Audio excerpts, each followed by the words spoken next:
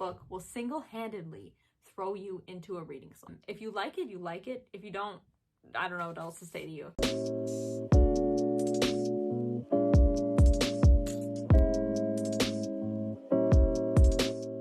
Hi, I am back. Welcome to my channel, Crafty Reads, or welcome if you're new. My name is Safa, and today I'm going to be doing a review vlog, or just review in general, on 3 books I read in the month of October. And you're probably wondering, why are you reviewing it now? It's like almost mid-November. Honestly, I've been postponing this, and I just had like these feelings kind of erupt at the surface. So I was like, you know what? Might as well put this in a video format just so I can share it with you, and hopefully we can share each other's thoughts and opinions. So the 3 books I'm going to be talking about today is Gods and Monsters by Shelby Mahran, Once Upon a Broken Heart by Stephanie Garber, and Defy the Night by Bridget Kemmerer. Sorry, this is a library book. That's why it's like really shiny and glossy. And the reason why I'm really doing this is because I have to return this tomorrow. And I was like, I might as well get a video out of this, so why not? Or else I'm going to get fined, and no one wants to pay extra money for a library book. It's supposed to be free, okay?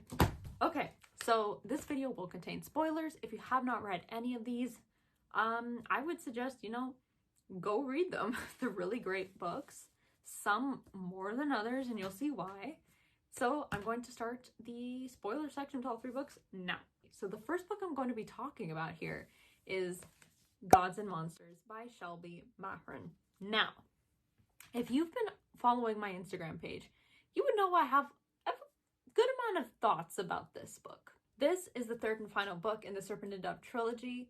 If you didn't know, it's a witch versus witch hunter, type of enemies to lovers feel, yada yada yada. We get to that. 3rd book. I got a lot of things to say about this. I think the first thing I should say is that I really didn't like this that much. 3 out of 5 stars I rated this. It's one of the lowest rated books I rated this year, if I'm being very honest. Here's the thing. This book wasn't inherently terrible, but it wasn't amazing to me either. I did appreciate some of the moments that went on in this book, but I think my general, overarching thought, it was way too long. There was a lot of disconnection between Lou and Reed in the book, and I just felt like the villainous presence was just not there. And I'm going to go more in depth about these, literally now. So in the first book, it was such a fun read. There was a lot of bantering. It was new. It was a refreshing tale. It was very romancy. It was things that I was just really looking forward to in the fall vibes. And it was such a solid read, because of those reasons. And I rated it 4 out of 5 stars. And then I get to the last 2 books. I basically rated Blood and Honey the same thing as this for almost similar reasons, but I'll just talk about this only. In my opinion, when you compare this one to Serpent and Dove, it's literally, it doesn't even belong in the same league. It is not on the same level. And I'm saying that because literally the entire time I was reading this, I was bored out of my mind. The only reason I read it as fast as I did, literally within 4 days, was because I knew Once Upon a Broken Heart was arriving within the next few days. So I was like, I gotta get this over with so I can read that, because those books were literally one of my most anticipated releases. So I was like, I have to get this over with. It's gonna weigh on me. And I don't like to particularly DNF books because I'm just a person who likes to complete it just to say I'm done. So it's out of my way. Get out of there. So, thoughts. The beginning of the book, honestly, I felt was very interesting. We started off with Nicolina actually possessing Lou. I thought that was really cool. It was a very unique idea. And I like the thought that in the midst of Nicolina actually possessing Lou, it kind of allowed Lou to kind of overcome these feelings of guilt and sadness and sorrow about Ansel dying. That was really sad in the 2nd book, I have to say. And for Lou, because her and Ansel literally were best friends, brother and sister, they were tied at the hip. If there was someone who was supporting Lou the entire time, it was Ansel, not Reed. This guy's got his own slew of issues, in my opinion. The characters in this book, they just felt lackluster to me. They didn't feel like the Lou and Reed I read about in the 1st book. Now, yes, you can argue there was a lot of character changes and development. Lou overcame this, Ansel's death, yada, yada, yada. But it's just, I felt like it lost its magic when I read it the first time. And this one, it just didn't measure up. It really didn't. I was bored 90% of the time I read this. Other issues I had was it's supposed to be a sort of romancy book, considering the whole witch versus witch hunter feel. But the entire time I was like, Lou and Reed, they're disconnected the entire time. What is this? Like first, you know, Nicolina's possessing Lou, so that took up like 200 pages of the book, and they did nothing, Lou and Reed. And then that ended, which I was like, okay, fine. It ended at a good part. But then we get to the part then, literally 5 seconds after it's over, Reed decides, oh, Morgan's here. I have to wipe her memory just to temporarily buy time so we can win this war, kind of thing. And then this guy forgets everything. And then, like, what was this relationship actually built for? Like, can we actually describe this? Like, the actual moments they had were, like, 0 to none in this book. I think the actual only times was the last 100 pages where we saw, like, a good amount of their relationship blossom. You know what I mean? And I was really upset about that. Because it's the final book. You want to see something refreshing, interesting, and you would expect their relationship should be, like, solid at this point. But no, apparently it's not. So that was a major issue for me. I think another thing was the fact that it was very long. 600 pages. I was like, you know, whacking this against my head. I'm like, when is this gonna end? Because it was dragging on for quite some time. And yes, it is fairly fast-paced, so I was glad about that. If it was any slower, I think I would have DNF'd it at this point. And I think my final remark about this was the villainous presence, aka Morgan, in this book, Lou's mom. Now, the entire time, you would expect, because it's the third and final book, that the villain should be making a much bigger presence in this book. Like, a lot more destruction and all these other things. Because of Reed's, like, memory wiping issue, it did buy time, but I felt like it wasn't necessary. Like, if the only reason you had them wipe Reed's mind just to buy time, it's not a good enough reason. Like, what is it doing for their relationship? What is it doing for the plot? Like, other than, like, you could have another way to buy time, I feel like. It wasn't a good, solid enough reason for me. I didn't like it. I thought that Morgan should have had more than 30 pages worth of dialogue, or at least, like, presence in this book. But no, 600 pages, you only have 20 pages worth, but oh well. So yeah, final thoughts, 3 out of 5 stars. I honestly probably will never read this again. Here's the thing, when people ask, do you recommend this series? I'm very, like, I'm so hesitant because I really love the first book. I would read the first book and the first book only. And, you know, I only got this because I was like, you know, the second book may have not have been my favorite, but I'm hoping Shelby will turn this around, make it into something wonderful and conclude it the way we all are hoping for. But I just didn't get that. Now, some people actually did rate it like 5 stars, you know, good for them. If you like it, you like it. If you don't, I don't know what else to say to you, because I didn't really like it that much. So overall, would I recommend the series? I would say no, because I don't want to put you in a spot where you're like, oh, I love the first book so much, but the others just completely tanked for me. Because most people say within the first 100 pages of this book, and I guess the second one, if you are not invested in the plot, if you're not reading it really quickly and liking it at all, you will DNF it or fall into a reading slump. This book will single-handedly throw you into a reading slump. I am telling you that. That basically concludes my little blurb on Gods and Monsters. Okay, the next book I'm going to be talking about is Defy the Night by Bridget Kemmerer. Now, Bridget Kemmerer is also famous for writing the famous Cursebreaker series, which is her other YA fantasy trilogy, I believe. But this is her new series. I don't know how many books are in this, but it's a YA fantasy series all about the characters Cork and Tessa. And essentially the way the whole world is set up is that there has been this disease outbreak the only way to cure it is by taking these plants called the moonflower petals and grinding it into a sort of medicine.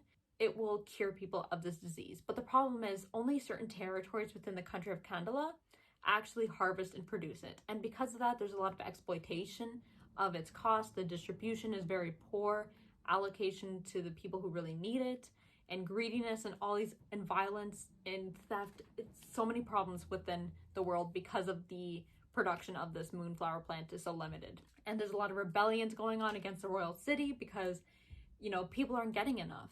And so the characters Tessa and Weston are actually these kind of noble thieves in a sense, where they steal the moonflower petals from the royal courts in order to allocate it to people who really need it, those who are sick, who can't afford it, and all these different things. And so it kind of starts this book on this really good foot. Now, what did I rate this? I rated this 4.5 out of 5 stars. This was a really solid read. And it was filled with like slow burn romance. It was a very interesting plot because I haven't really read something like this before. And there was definitely a lot of like plot twists within this book. I was really engaged. Like we can talk about that whole thing where like Korik is actually Weston this entire time. Honestly though, I did 20 minutes later. Call it in the beginning. I was like in my mind, I was like, you know what? Just imagine like, what if Korik is actually Weston this entire time? I was like just, you know, spewing some random crap in my head.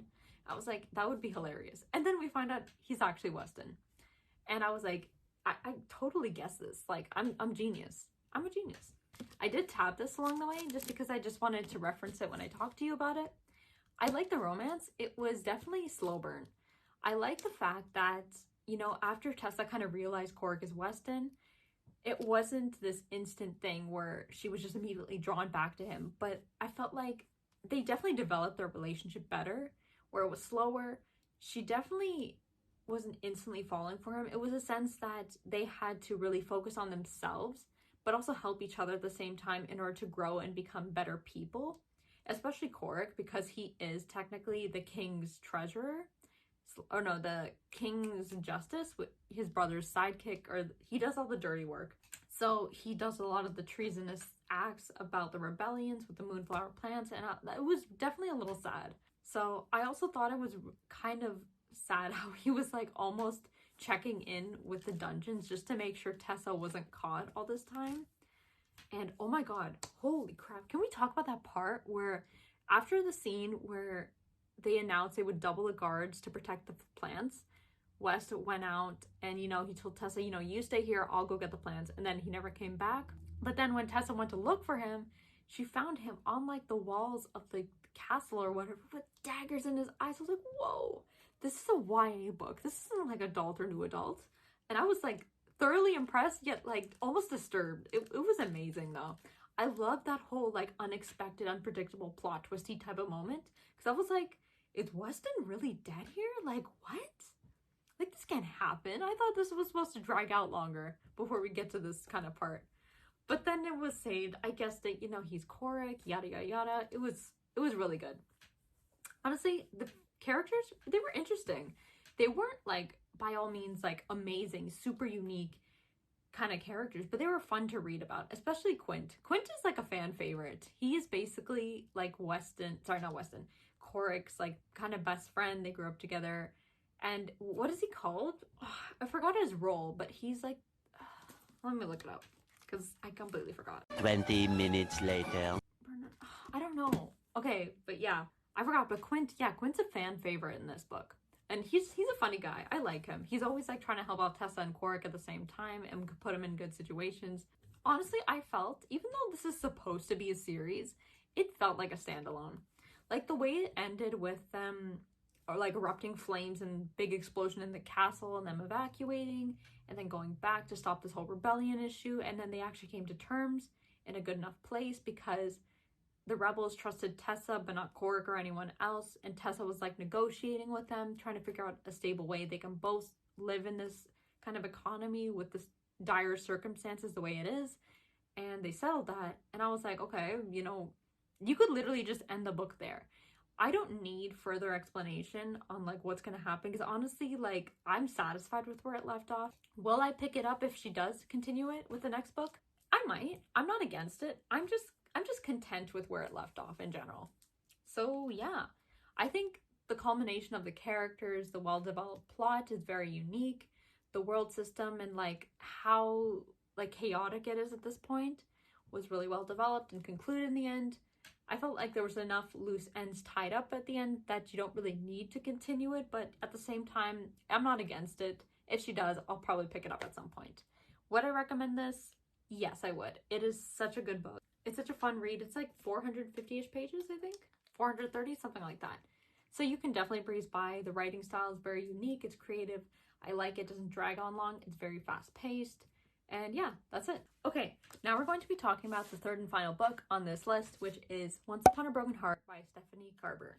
Now, this was definitely my one of my most anticipated releases of the year, next to Kingdom of the Cursed. If you haven't watched that video, go watch it now. I'll be linking it right here. It's amazing. And so this book is basically a YA fantasy, probably a trilogy. Knowing Stephanie, it could be a trilogy, following the character Evangeline Fox. Now, Evangeline grew up on these stories of the Fates. They are these people who have these magical abilities that are known for kind of swindling you in like the worst way possible, even though you may ask them to do something. And her favorite fate is none other than the Prince of Hearts, Jax. Jax is a fan favorite in the whole Caraval world. And so Evangeline one day comes to Jax seeking help because she realized her lover has been engaged to someone else and they're planning to get married. And she seeks his help in order to stop this wedding. And so Jax is like, I'll help you, but in exchange, I will request 3 kisses from you at a time of my choosing. And you will have to do it or else you will die. So that's how the story starts. And honestly, that only encompasses like the first, I think, 50 pages of the book. And then the whole plot just goes into its own little tailspin from there. But it's such a fun read. Stephanie's writing is so whimsical and magical and just really, really well written. She's definitely one of my favorite authors for that reason. Because Caraval, if it's so interesting, I just loved it. Now, you probably heard, this is actually set in the same world as Caraval. So you're probably wondering, like, do you read this first or do you read Caraval first? So Stephanie did comment about this, and when reading this, it makes sense. You don't need to read Caraval to understand this. This technically sort of comes before Caraval, but, you know, you don't need to read it to read this book. But this is so good. So I rated this 4.5 out of 5 stars. Now, I didn't give it the full 5 because I felt it was such a good read, amazing, but it didn't blow my mind. When I read Finale, the final book in the Caraval trilogy, it was amazing. I could not put that book down. This one was still very well written and done. It didn't hit that level for me. But I'll explain like the other reason why I loved it. So Evangeline. I think Evangeline's an interesting character because, you know, she is fun to read about, but she is very naive at times. Like, at times, Jax would tell her, you know, you're making a terrible decision making a deal with me. Like, he's literally telling her this. And she's like, you know what? I'm just going to go with my heart. My heart tells me I have to stop this wedding, and you're the person I should go to. And he's like, this is a terrible idea. But she goes with it anyway, and, you know, terrible things happen. The whole wedding is paralyzed and they're turned to stone. And Evangeline, being the heroine she is, she's like, they don't deserve this. Why did you do this, Jax? I didn't tell you to freeze everybody like this. So she decides to take the place of one person, and that is her love interest. I forgot his name. Oh my gosh. Well, then I have to look up his name. This is going to bug me. 20 minutes later. Luke. That's his name. Luke. Okay, Luke is like the lover in this case.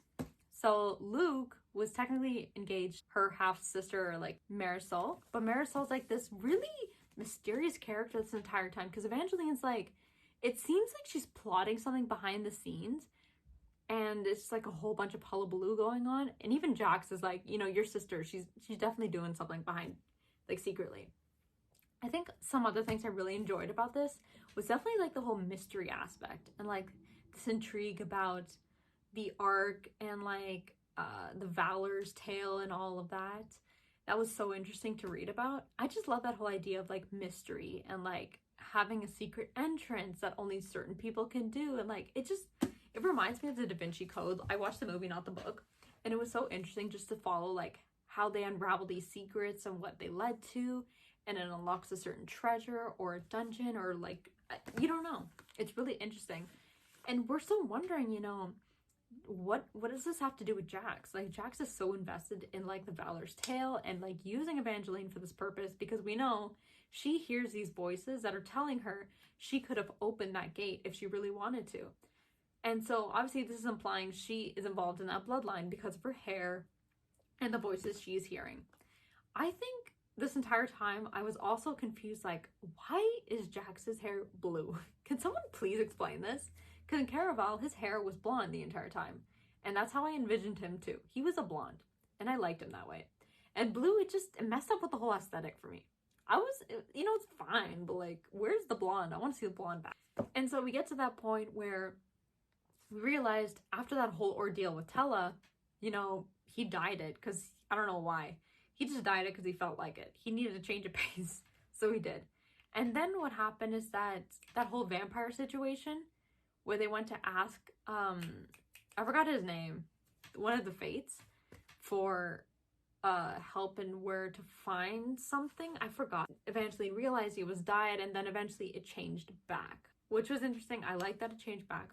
Honestly, I like that this book, even though it's deemed as like a little bit of enemies to lovers, it's more like enemies to friends.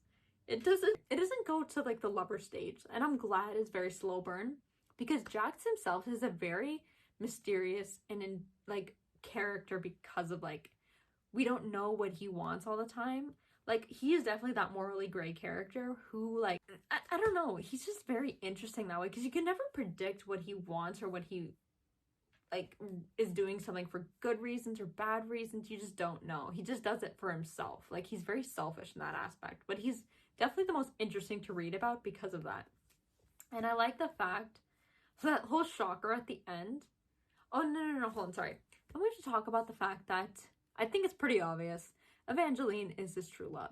So we went on this whole chase in the first little bit about how his whole issue with Tella was that he thought that she was his true love because he felt his heart beating, which is something very rare that never happens and only his true love can do. And so that happened, but then this whole thing went down and did not work out. And so we make it to Evangeline.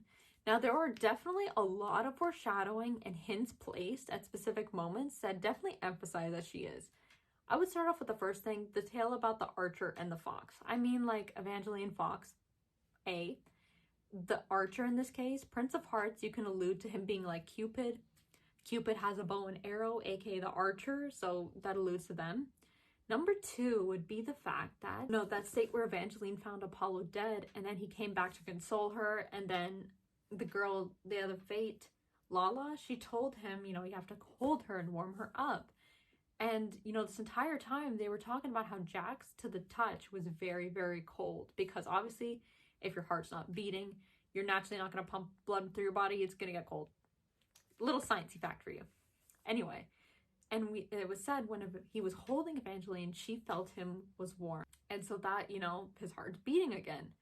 And I feel like he definitely knows that there is like that connection between them, but he is definitely making some space, because I don't think he wants to fall into that kind of hole again where he like puts himself in that kind of situation.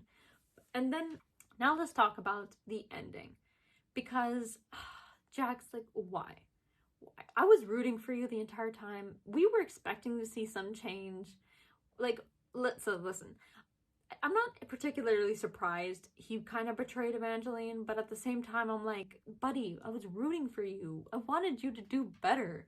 Like, why? Is he still my favorite? Yes, he is. But, like, come on, you could have done better. So basically, we talk about this whole thing about Evangeline meets up with one of, like, the guards, and they're telling her, Apollo's technically still alive, but the only way to revive him is to, like, go get Jax of some sort. And it's like that whole situation where they talk about how, it's that whole situation where Evangeline realizes that, Jax purposely set this whole thing up so she could go to him and ask him for another deal to save Apollo. Because obviously, being the sweetheart she is, she doesn't want him to die. And it's just really sad that way. So that's where the book leaves off. And honestly, their relationship was getting to a much better place, because, she kind of rescued him from that whole vampire, like, controlled thingy, and then he rested in his house, and she was taking care of him. And then we get to the point where he called her, I love when he calls her Little Fox. It's such a sweet sentiment. And then that time where she leaves his house to go, like, to the palace to see Marisol and everything, she leaves him a note and saying, blah, blah, blah, signed Little Fox. I love that she acknowledges that he calls her that, and I don't know, I find it really sweet. Like, I would say overall, the mix of, like, the character changes, the plot development, and the kind of twists and betrayals throughout this book was really well done. I really did enjoy it. I would have given this 5 stars if I was, like, in a state where I could not put this book down. I was completely invested, and it was, like, out of my mind. My expectations were just blown out of the water. But that didn't necessarily happen, but I was still utterly satisfied. I loved it. So would I recommend it? Yes. This book is amazing. You will love it. And yeah, that kind of concludes it. 4.5 out of 5 stars. Highly recommend it. If you have not read it, please read it. You don't need to read Terror Ball. And yeah. So thank you so much for watching this video. Don't forget to like, comment, and subscribe, and watch my other stuff like my Kingdom of the Curse review and my read with me's and some future videos I'm hopefully going to be posting soon. And yeah, because it's midterm season, guys, it's a little more difficult to put stuff up, but you know what? We're gonna make that goal. I'm gonna do it for you. You should be grateful I'm doing this. Thank you, and I'll see you next time. Bye.